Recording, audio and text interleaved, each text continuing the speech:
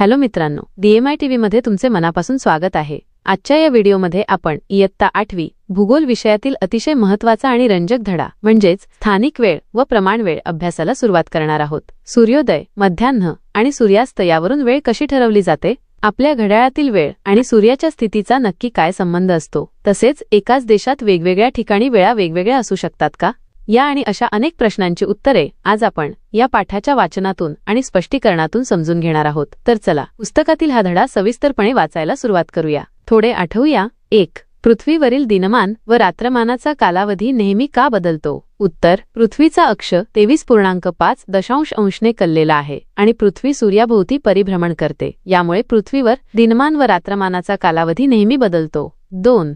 जगाच्या नकाशात प्रत्येकी 1 अंश अंतराने काढलेली रेखावृत्तांची एकूण संख्या किती असते? उत्तर: जगाच्या नकाशात प्रत्येकी 1 अंश अंतराने काढलेली रेखावृत्तांची एकूण संख्या 360 असते। 3. सूर्याचे पूर्वेकडून पश्चिमेकडे जाताना दिसणे हा कशाचा परिणाम आहे? उत्तर: सूर्याचे पूर्वेकडून पश्चिमेकडे जाताना दिसणे हा पृथ्वीच्या परिवलनाचा स्वतःभोवती फिरण्याचा परिणाम आहे। यालाच सूर्याचे भासमान भ्रमण असेही म्हणतात।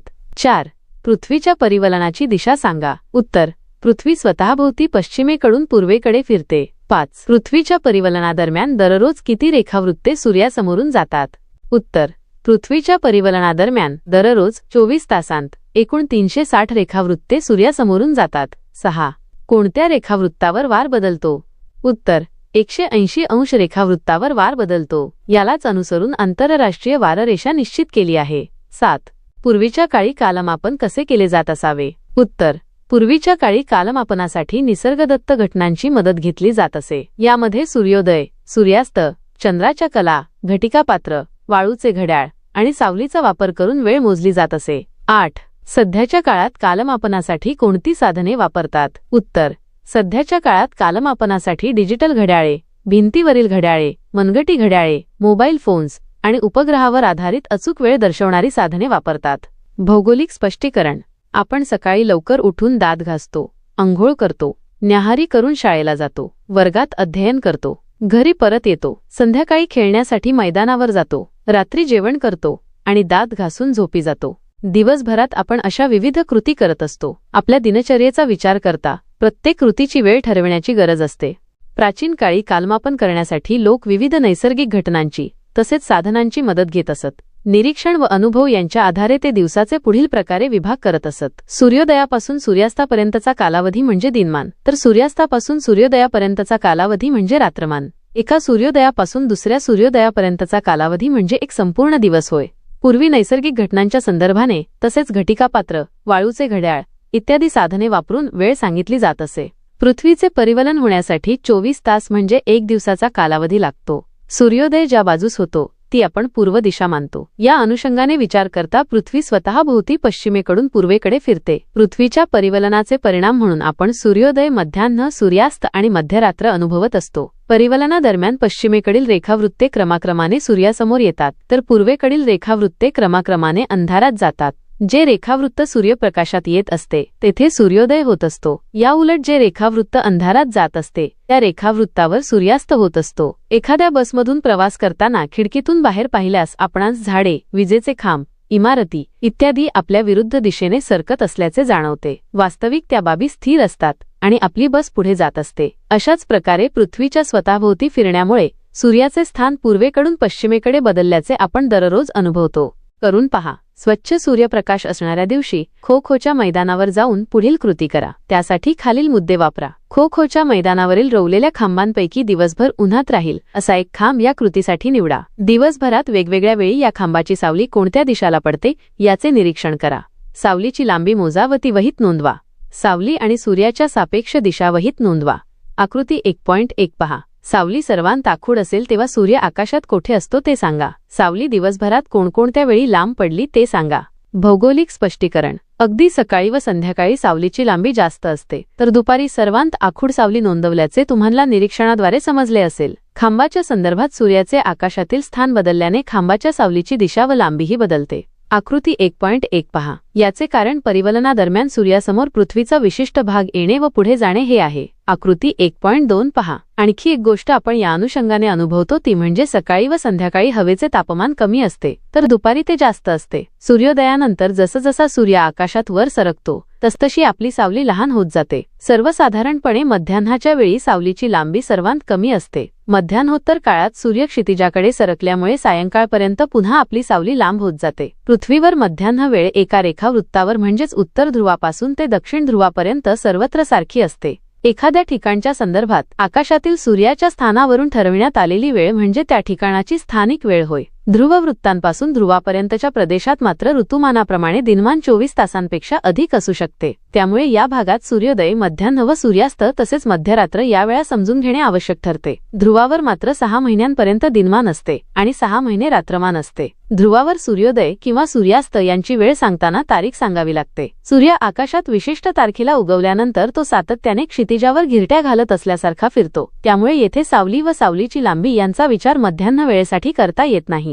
जरा विचार करा, ध्रुवावर एका विषुवदिनाला सूर्योदय होतो तर पुढच्या विषुवदिनाला सूर्यास्त होतो. या कालावधीत तुम्ही ध्रुवावर असलात तर सूर्याचा आकाशातील भ्रमणमार्ग कसा दिसेल ते सांगा. कोणत्या दिवशी आकाशात सूर्य जास्तीत जास्त उंचावर असेल? सूर्याचा भ्रमणमार्ग ध्रुवावर सूर्य क्षितिजाच्या समांतर फिरताना दिसतो. सूर्योदय झाल्यानंतर तो हळूहळू गोल फिरत वर येतो, पण तो कधीही आपल्या डोक्यावर मध्यान्हीला येत नाही. तो क्षितिजाभोवती फेर धरल्यासारखा स्पायरल फिरताना दिसतो. जास्तीत जास्त उंची उत्तर ध्रुवाचा विचार केला तर मार्च 21 विषुवदिन रोजी सूर्योदय होतो आणि जून 21 अयनांत दिन रोजी सूर्य आकाशात जास्तीत जास्त उंचावर असतो. या दिवशी सूर्याचे उत्तरायण पूर्ण होऊन तो साधारणपणे 23°30° दिसतो. त्यानंतर तो पुन्हा हळूहळू खाली सरकू लागतो आणि 23 सप्टेंबरला मावळतो. वेगवेगळ्या रेखावृत्तांवर सूर्योदय, मध्यान्ह व सूर्यास्त यावेळा वेगवेगळ्या असतात. मुंबईत जेव्हा मध्यान्हाची वेळ असेल तेव्हा कोलकाता येथे ही स्थिती असणार नाही. कोलकाता मुंबईच्या पूर्वेकडील रेखावृत्तावर असल्याने तेथे मध्यान्हाची वेळ आधीच होऊन गेली असेल. पृथ्वीच्या पृष्ठावरील एखाद्या ठिकाणाची स्थानिक वेळ मध्यान्हासंदर्भाने निर्धारित केली जाते, म्हणजेच एका रेखावृत्तावरील स्थानिक वेळ सारखीच असते. स्थानिक वेळ मर्यादित क्षेत्रात वापरताना अडचण येत नाही. जेव्हा रेखावृत्तांच्या अनुषंगाने विस्तीर्ण क्षेत्रातील लोकांचा एकमेकांशी संबंध येतो त्यावेळी स्थानिक वेळ वापरल्याने गोंधळ निर्माण होऊ शकतो. त्यामुळे अशा वेळी स्थानिक वेळ वापरणे सोयीचे नसते. हे नेहमी लक्षात ठेवा. पृथ्वीला एक परिवलन 360° पूर्ण करण्यासाठी सुमारे 24 तास लागतात. पृथ्वी एका तासाला 360° भागिले 24 तास बरोबर 15° स्वतःभोवती फिरते. पृथ्वीला एका अंशात फिरण्यास 60 मिनिटे भागिले 15° बरोबर 4 मिनिटे लागतात. प्रत्येकी 1° अंतरावरील रेखावृत्तांच्या स्थानिक वेळेत 4 मिनिटांचा फरक पडतो. करून पहा.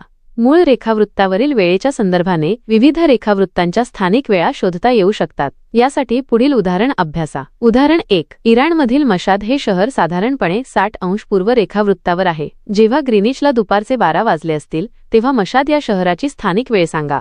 विधान: मूळ रेखावृत्ताच्या पूर्वेकडे प्रत्येक रेखावृत्तावर स्थानिक वेळ 4 मिनिटांनी वाढते. ग्रीनिच व मशाद या ठिकाणांच्या रेखावृत्तातील फरक बरोबर 60°. एकूण वेळेतील फरक बरोबर 60 गुणिले 4 बरोबर 240 मिनिटे बरोबर 240 भागिले 60 मिनिटे बरोबर 4 तास. म्हणजे मशाद येथे दुपारचे 4 वाजले असतील. उदाहरण 2. ब्राझील देशातील मॅनास हे शहर 60° पश्चिम रेखावृत्तावर आहे. ग्रीनिच येथे मध्यान्हीचे 12 वाजले असता मॅनास येथील स्थानिक वेळ काढा. विधान: मूळ रेखावृत्ताच्या पश्चिमेकडे प्रत्येक रेखावृत्तावर स्थानिक वेळ 4 मिनिटांनी कमी होते. ग्रीनिच व मॅनास या ठिकाणांच्या रेखावृत्तातील फरक 60°. एकूण वेळेतील फरक 60 गुणिले 4 बरोबर 240 मिनिटे बरोबर 240 भागिले 60 मिनिटे बरोबर 4 तास. मॅनास शहर ग्रीनिचच्या पश्चिमेला असल्याने या ठिकाणची स्थानिक वेळ ग्रीनिच येथील वेळेपेक्षा 4 तासांनी मागे आहे. म्हणून जेव्हा ग्रीनिचला मध्यान्ह असेल तेव्हा मॅनासला सकाळचे 8 वाजले असतील.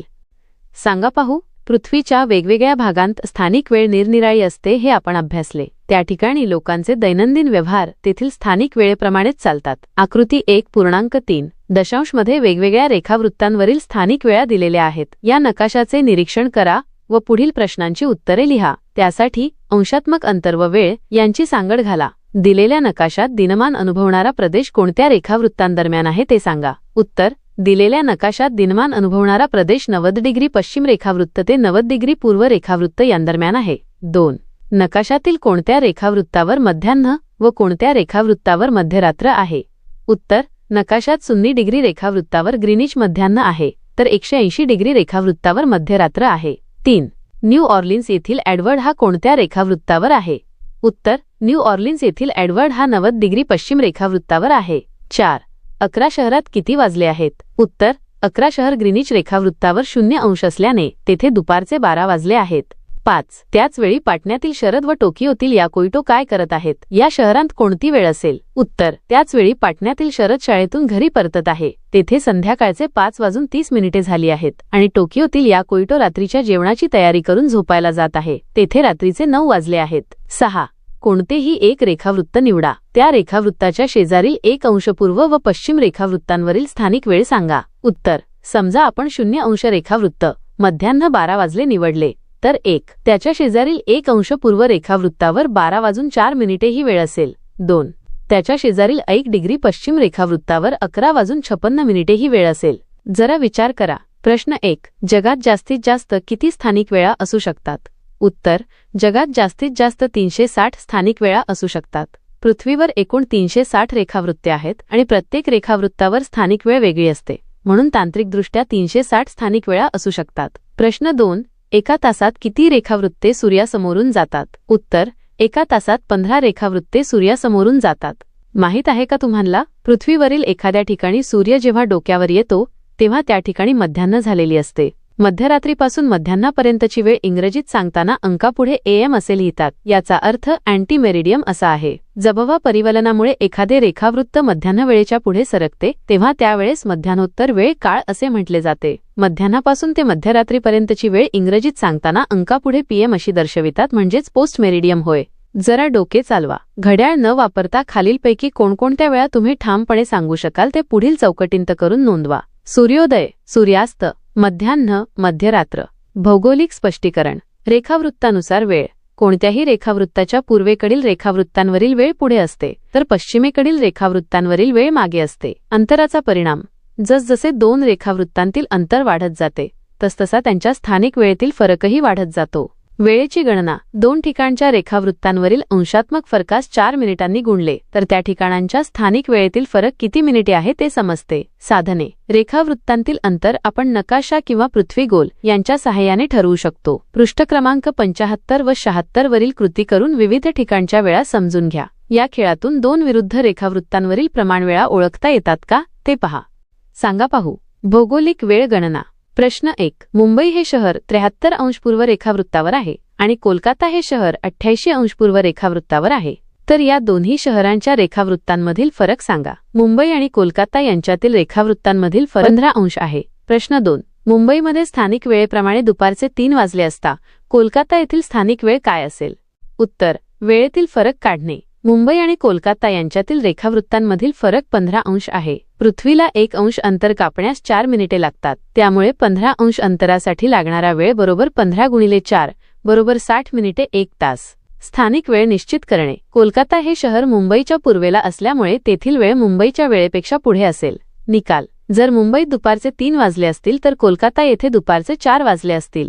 भौगोलिक स्पष्टीकरण. मुंबई व कोलकाता ही दोन्ही ठिकाणे भारतातच आहेत पण भिन्न रेखावृत्तांवर आहेत. त्यांच्या स्थानिक वेळेत 1 तासाचा फरक आहे. एखाद्या देशात रेखावृत्तानुसार भिन्न स्थानिक वेळा विचारात घेतल्यास देशभरातील दैनंदिन व्यवहारात सुसंवाद राहणार नाही. देशात प्रत्येक ठिकाणाच्या स्थानिक वेळेनुसार व्यवहार केल्यास वेळेची विसंगती निर्माण होऊन दैनंदिन व्यवहारात गैरसोय होईल. म्हणून देशाच्या सर्वसाधारण मध्यवर्ती ठिकाणाहून जाणाऱ्या रेखावृत्ताची स्थानिक वेळ ही प्रमाणभूत मानण्यात येते. ती त्या देशाची प्रमाण वेळ म्हणून निवडली जाते. देशातील सर्व ठिकाणी व्यवहारामध्ये ही प्रमाण वेळ वापरली जाते. जागतिक व्यवहाराच्या दृष्टीने देखील निरनिराळ्या देशातील प्रमाण वेळेत सुसंगती असणे आवश्यक असते. यासाठी जगाचे 24 कालविभाग करण्यात आले आहेत. या कालविभागांची रचना मूळ रेखावृत्तावरून म्हणजे 0 रेखावृत्तासंदर्भाने केलेली आहे. सर्वसाधारणपणे तास 2 तासाच्या फरकापेक्षा जास्त रेखावृत्तीय विस्तार असलेल्या देशासाठी एक प्रमाण वेळ मानली जाते, परंतु त्यापेक्षा जास्त रेखावृत्तीय पूर्व पश्चिम विस्तार असल्यास तेथे एकच प्रमाण वेळ मानणे सोयीचे नसते.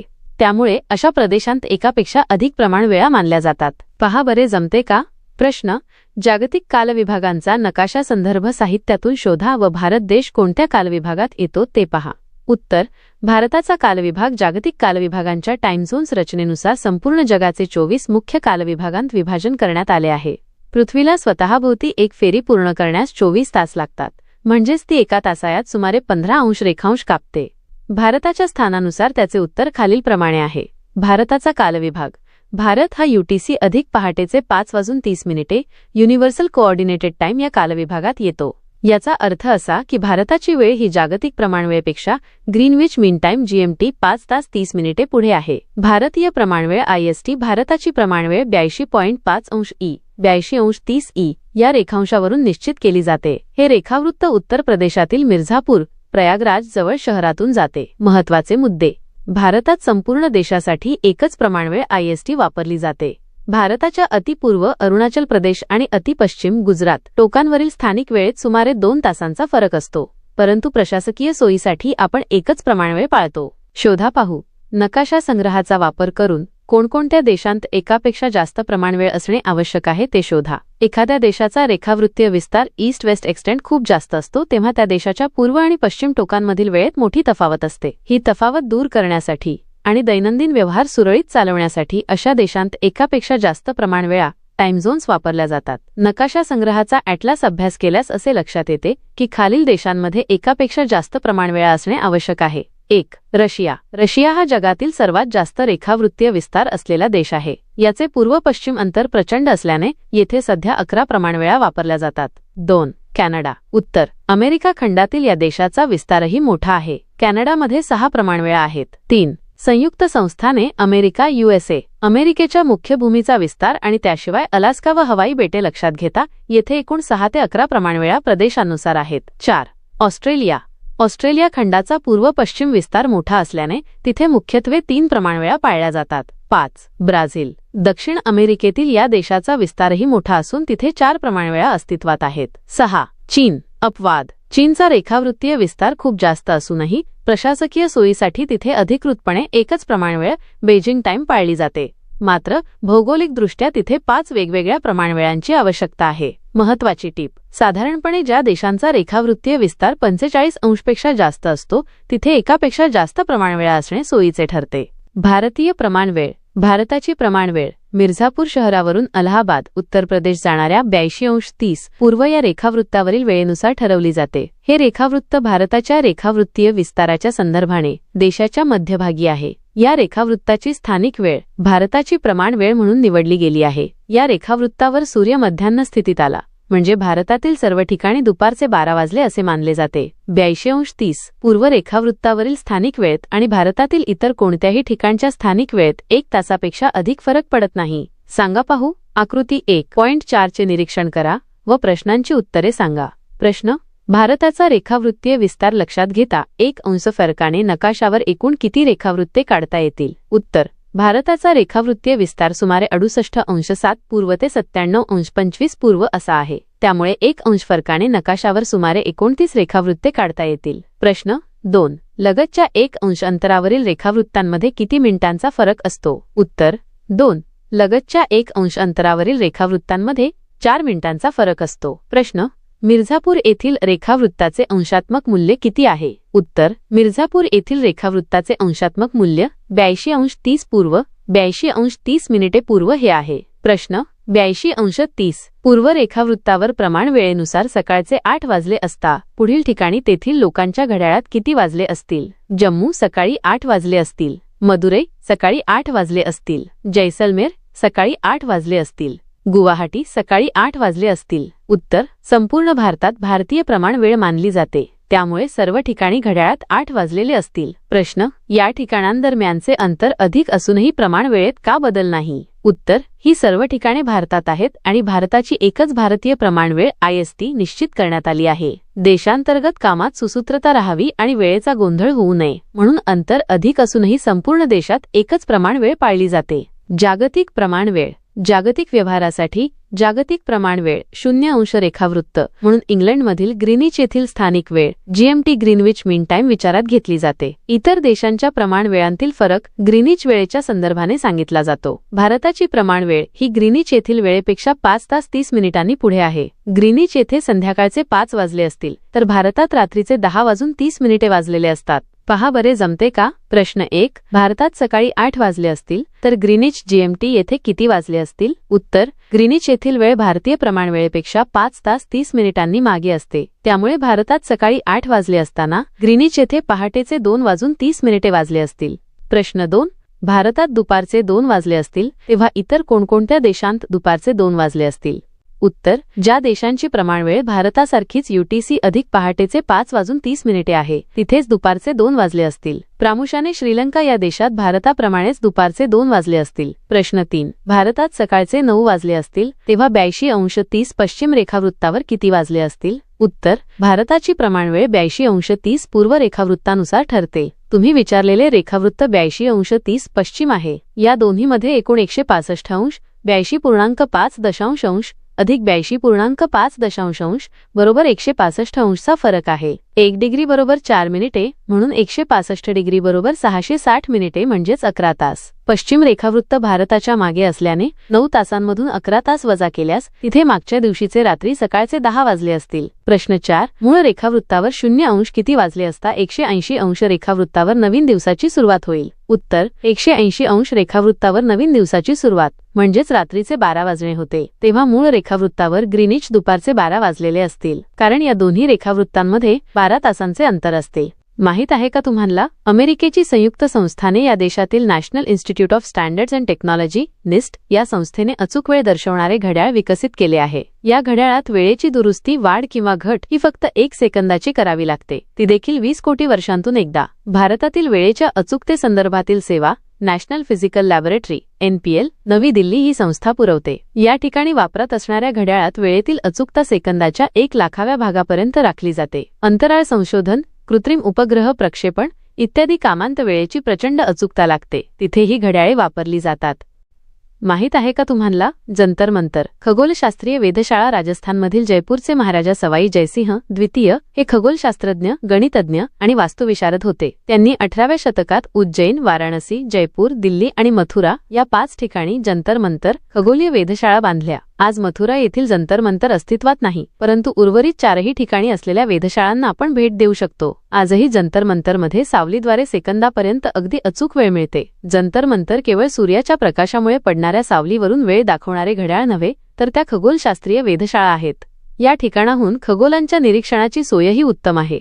जंतर मंतरमधील यंत्रांच्या सहाय्याने आजही खगोलीय वेध घेणे शक्य आहे. अत्याधुनिक उपकरणांचा शोध लागल्यानंतर आता मात्र ही यंत्रे सांस्कृतिक वारसा म्हणूनच महत्त्वाची ठरली आहेत. जरा विचार करा. प्रश्न: पुढीलपैकी कोणकोणत्या देशांत एकच प्रमाणवेळ आहे? उत्तर: श्रीलंका, न्यूझीलंड आणि चीन या देशांत एकच प्रमाणवेळ आहे. मेक्सिकोमध्ये मात्र एकापेक्षा जास्त वेळ प्रमाण वापरल्या जातात. प्रश्न: एखाद्या देशाचा अक्षवृत्तीय विस्तार मोठा असूनही प्रमाणवेळ एकच का असू शकते? उत्तर: कोणत्याही देशाची प्रमाणवेळ ही प्रामुख्याने त्या देशाच्या रेखावृत्तीय विस्तारावर अवलंबून असते, अक्षवृत्तीय विस्तारावर नाही. अक्षवृत्तांमुळे हवामान आणि दिवसाच्या कालावधीत बदल होतो, परंतु वेळेचे गणित हे रेखावृत्तांवरून ठरते. जर एखाद्या देशाचा रेखावृत्तीय विस्तार पूर्व पश्चिम विस्तार कमी असेल तर तिथे एकच प्रमाणवेळ असू शकते. चीनसारख्या देशाचा रेखावृत्तीय विस्तार मोठा असूनही प्रशासकीय सुलभतेसाठी तिथे संपूर्ण देशात एकच प्रमाणवेळ मानली जाते. तर मित्रांनो, आज आपण इयत्ता 8वी भूगोलातील धडा पहिला स्थानिक वेळ व प्रमाणवेळ हा घटक सविस्तरपणे वाचून पूर्ण केला आहे. मला खात्री आहे की रेखावृत्तांनुसार वेळेत होणारे बदल आणि भारतीय प्रमाणवेळेचे महत्त्व तुम्हाला या वाचनातून नक्कीच समजले असेल. पण भूगोलाचा हा प्रवास इथेच संपत नाही. आपल्या पुढच्या व्हिडिओमध्ये आपण एका अत्यंत कुतूहलजनक विषयाला सुरुवात करणार आहोत, तो म्हणजे धडा दुसरा, पृथ्वीचे अंतरंग. आपण ज्या पृथ्वीवर राहतो तिच्या पोटात नक्की काय आहे? भूकवच, प्रावरण आणि गाभा म्हणजे काय, हे सर्व आपण पुढच्या भागात जाणून घेणार आहोत. त्यामुळे पुढचा व्हिडिओ पाहायला विसरू नका. आजचा हा व्हिडिओ तुम्हाला आवडला असेल आणि अभ्यासासाठी उपयुक्त वाटला असेल तर व्हिडिओला नक्की लाईक करा आणि तुमच्या विद्यार्थी मित्रांसोबत शेअर करा. अशाच प्रकारे शालेय अभ्यासक्रम सोप्या भाषेत समजून घेण्यासाठी आपल्या DMI TV चॅनलला सबस्क्राईब करा आणि बेल आयकॉनवर क्लिक करा, जेणेकरून नवीन व्हिडिओचे नोटिफिकेशन तुम्हाला सर्वात आधी मिळेल. भेटूया पुढच्या व्हिडिओमध्ये. तोपर्यंत अभ्यास करत रहा. धन्यवाद.